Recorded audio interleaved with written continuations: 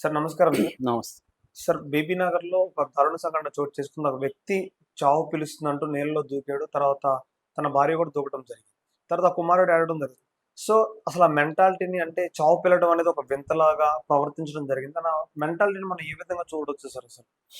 ఇదొక ఆహ్, దారుణమైన సంఘటన, లేకపోతే బాధాకరమైన సంఘటన అని చెప్పుకోవచ్చు. ఎందుకంటే హ్యాపీ ఫ్యామిలీ అది.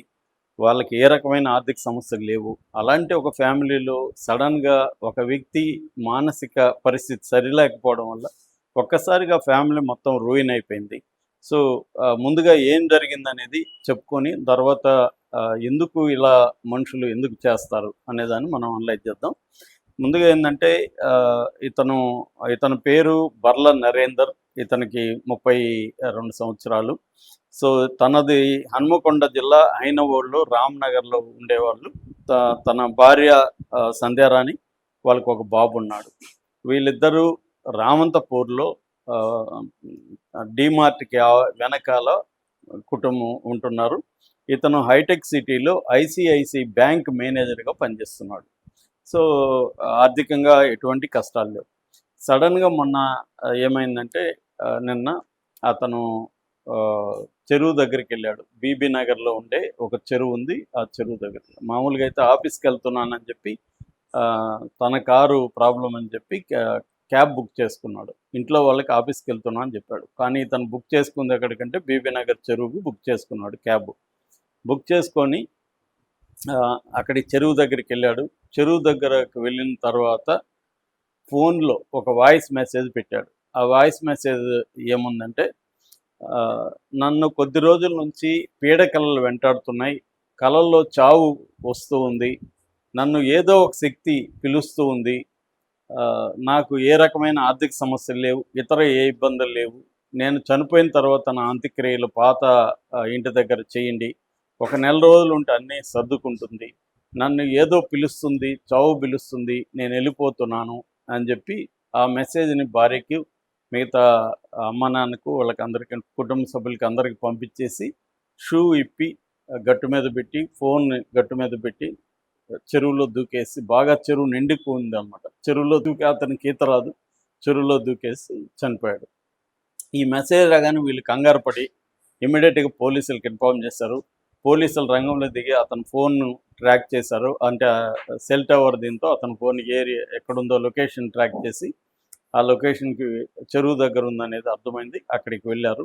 దాంతోపాటు వీళ్ళు కూడా వెళ్ళారు. ఆల్రెడీ పోలీసులు, ఫైర్ డిపార్ట్మెంటు, తర్వాత స్టేట్ డిజాస్టర్ రిలీఫ్ ఫోర్సు, వీళ్ళందరూ కలిసి వెతకడం మొదలుపెట్టారు. వీళ్ళ ఫ్యామిలీ మెంబర్సు, బంధువులంతా గట్టు మీద నిలబడి ఏడుస్తున్నారు. భార్య ఏడుస్తుంది. బాబు ఏడుస్తున్నాడు. సో, ఈ సందర్భంలో ఆమె సంధ్యారాణి సడన్‌గా ఏమండి నేను కూడా వస్తున్నాను అంటే అరుస్తూ ఆమె కూడా దూకేసింది. దాంతో కంగారు పడి పోలీసులు, అక్కడున్న ఫైర్ డిపార్ట్మెంట్ వీళ్ళు ఇమ్మీడియట్‌గా వాళ్ళు కూడా దూకి ఆమెను కాపాడగలిగారు లాస్ట్ మినిట్‌లో. అంటే ఏమాత్రం ఆలస్యమైనా ఆమె కూడా చనిపోయిండేది. ఒక పక్క బాబేమో "అమ్మ నువ్వు వెళ్ళొద్దమ్మా" అని ఏడుస్తున్నాడు. ఇది హృదయ విదారకంగా అక్కడ ఉన్న వాళ్ళందరినీ కలిచివేసింది. అంటే తండ్రి చనిపోయాడు, తల్లి కూడా దూకేసింది. ఈ బాబుకి ఏం చేయాలో తెలియని పరిస్థితి ఉంది. ఇప్పుడు ఇంకా బాడీ అయితే దొరకట్లేదు. ఈమెకైతే హాస్పిటల్‌లో ట్రీట్మెంట్ ఇప్పించారు. కొంత ఇబ్బంది అయింది ఆమెకి. సో, ట్రీట్మెంట్ ఇచ్చారు. ఆమె ఆల్ రైటు. బట్ ఆమె మళ్ళీ ఏమన్నా ఆత్మహత్య చేసుకుంటుందని బంధువులు కంగారు పడుతున్నారు. ఆమెకు కూడా కౌన్సిలింగ్ ఇస్తున్నట్టుగా అర్థమవుతుంది. కానీ ఇప్పుడు చెరువు నిండుగా ఉంది కాబట్టి ఇంకా రాత్రి ఆపేశారు వెతకడం. ఈరోజు మళ్ళీ స్టార్ట్ చేస్తున్నారు. కాబట్టి ఈరోజు ఈవినింగ్ లోపల డెడ్ బాడీ దొరికే అవకాశం ఉంది. సో, ఇప్పుడేందంటే ఇది అందరినీ ఆశ్చర్యానికి, షాక్‌కి గురి చేసిందేందంటే, ఇతను bank manager, ICICI bank manager అంటే మంచి పోస్టు. ఆర్థికంగా ఏ ఇబ్బందులు లేవు. మంచి భార్య తనని ఎంత ప్రేమిస్తుందో మనకిప్పుడు అర్థమైంది ఆమె. అలాంటి భార్య ఉంది, బాబున్నాడు, బంధువులున్నారు. అన్నీ ఉండి కూడా ఎందుకు ఇతను చనిపోయాడు. తర్వాత నన్ను ఏదో పిలుస్తుంది అని ఎందుకు అనుకున్నాడు. అంటే బంధువులు ఏం చెప్తున్నారంటే, కొద్ది రోజుల నుంచి ఇతను మానసికంగా సరిలేడు, డిప్రెషన్‌కి లోనయ్యాడు. నాకు బతకాలని లేదని చెప్పేవాడు. దాంతో మేము చాలా గుళ్ళకి తీసుకుపోయినాం ఇతన్ని. 10 రోజులుగా అనేక గుళ్ళని తిప్పాము. గుళ్ళకి పోయినా కొద్దిగా కుదుట పడినాక ఆఫీస్‌కెళ్తానని బయలుదేరాడు అనేది వాళ్ళు చెప్తున్నారు.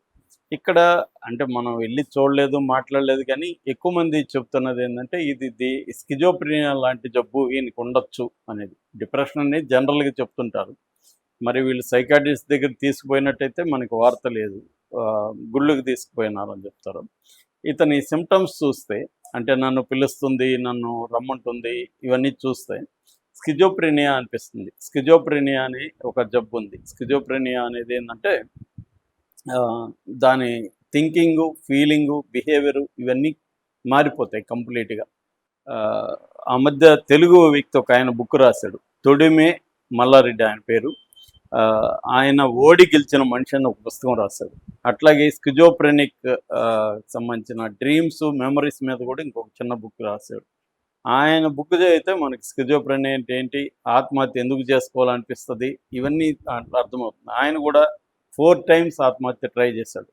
4 times లక్కీగా బతికాడు ఆయన, లేకపోతే చనిపోయి ఉండేవాళ్ళు. చాలామంది ఆత్మహత్యలు స్కిజోప్రెనియా ఉండేవాళ్ళు చేసుకుంటారు. ఎందుకంటే వాళ్ళని చేసుకోమని ఏదో వాయిస్లు చెప్తుంటాయి. మామూలుగా స్కిజోప్రెనియాకి ఉండే లక్షణాలు ఏంటంటే బేసిక్గా 5 లక్షణాలు ఉంటాయి. ఒకటి హెల్యూసినేషన్స్. హెల్యూసినేషన్ అంటే భ్రమలు కలుగుతూ ఉంటాయి. అంటే ఎవరో పిలుస్తున్నట్టు వాయిస్లు మనకి వినబడుతూ ఉంటాయి రియల్గానే. మన బ్యూటిఫుల్ మైండ్ అనే ఒక సినిమా ఉంటుంది, దాన్ని చూసినా కూడా ఒక స్కిజోప్రెనియా పేషెంట్ ఎలా ఉంటాడో అర్థం. లేని వ్యక్తిని ఊహించుకుంటాడు అతను. అతని పాయింట్ ఆఫ్ ఆ వ్యక్తి ఉంటాడు, ఆ వ్యక్తితో స్నేహం చేస్తాడు, అన్నీ ఉంటాయి.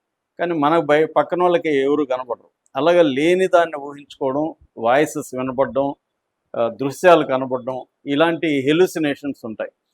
రెండవ లక్షణం డెల్యూజన్స్. డెల్యూజన్స్ అంటే విభ్రమలని అంటారు తెలుగులో. డెల్యూజన్స్ అంటే అర్థమైందంటే నన్ను ఎవరో చంపడానికి ప్లాన్ చేస్తున్నారు, గవర్నమెంట్ నా మీద నిఘా పెట్టింది, సో ఇతను నా మీదే, నన్ను చంపడానికి ఇతను వస్తున్నాడు, అలా అనుకోవడం.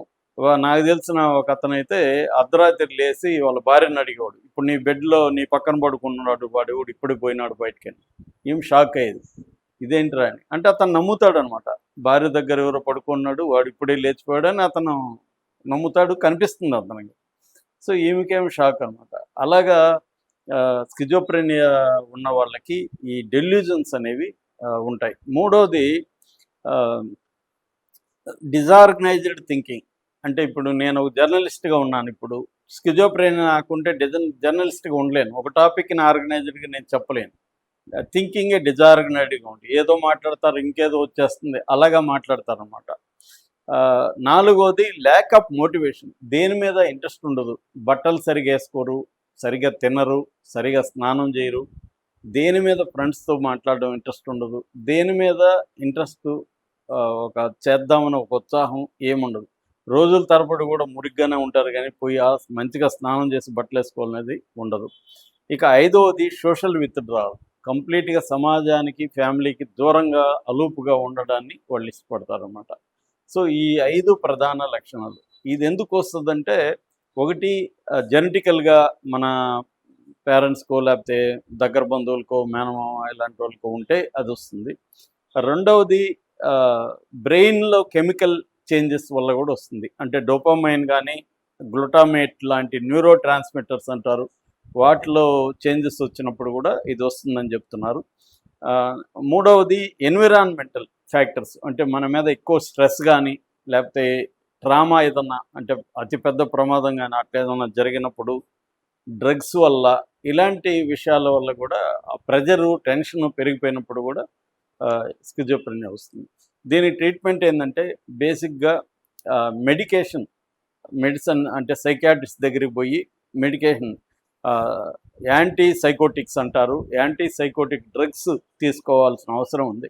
అట్లాగే సైకోథెరపీలో ఏమేమి ఉంటాయంటే సిబిటి అంటారు, అంటే కాగ్నేటివ్ బిహేవియరల్ థెరపీ, ఫ్యామిలీ అందరికి కూడా థెరపీ ఇవ్వాలి, దాన్ని ఎలా ట్రీట్ చేయాలి ఏంటనేది.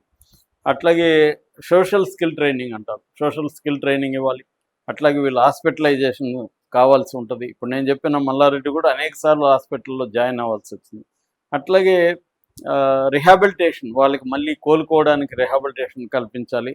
దాని తర్వాత లైఫ్ స్టైల్ మేనేజ్మెంట్, త్రూఅవుట్ లైఫ్లో కూడా ఎట్లా లైఫ్ స్టైల్ చేంజెస్ తీసుకురావాలి అనేది చూసుకోవాలి. అట్లాగే చుట్టూ ఉన్న కమ్యూనిటీ, అంటే బంధువులు కావచ్చు, ఫ్రెండ్స్ కావచ్చు, ఉద్యోగంలో అయితే తోటి ఎంప్లాయీస్ కావచ్చు, వీళ్ళందరికీ కూడా కొంత చెప్పాలి, అతనితో మీరు ఎలా బిహేవ్ చేయాలి, అంత మినిమం నాలెడ్జ్ కల్పించాలి. సో ఇవి చేయగలిగితే బాగానే ఉంటారు. ఇప్పుడు నేను చెప్పిన తొడిమ మల్లారెడ్డికి ఇవాళ 75, ఆయన ఇప్పటికీ యాక్టివ్గా ఉన్నాడు. మొన్ననే నాతో చాట్ చేశాడు. కొత్త బుక్స్ ఏమన్నా సైకాలజీ మీద కావచ్చు, ఫ్రాయిడ్, లకాను వీళ్ళిద్దరికి పంపించని చదువుతున్నారు ఆయన. ఇప్పటికి కూడా ఇంట్రెస్ట్గా ఉన్నారు. సో ఆయన లైఫ్ సెటిల్ అయింది. అందుకే ఓడి గెలిచిన మనిషి అని ఆయన పెట్టుకున్నాడు. కాబట్టి ఇతను కూడా స్కిజోఫ్రెనిక్ లక్షణాలు ఉన్నాయి. ఇతన్ని గుడికి తీసుకుపోవడం బదులు సైకాట్రిస్ట్ దగ్గరికి తీసుకెళ్ళి ఈ పనులను నేను చెప్పిన సైకాట్రిస్ట్ అండ్ సైకోథెరపీ ఈ రెండు కానీ చేస్తుంటే మేబీ అతను చేసుకుని ఉండేవాడు కాదు. కానీ మన వాళ్ళు ఏం చేస్తారు, మానసిక సమస్య వస్తే గుళ్ళకి, జ్యోతిష్యుల దగ్గరికి, భక్తికి, దీనికి అది ఇంకా పెరుగుతుంది యాక్చువల్గా దానివల్ల.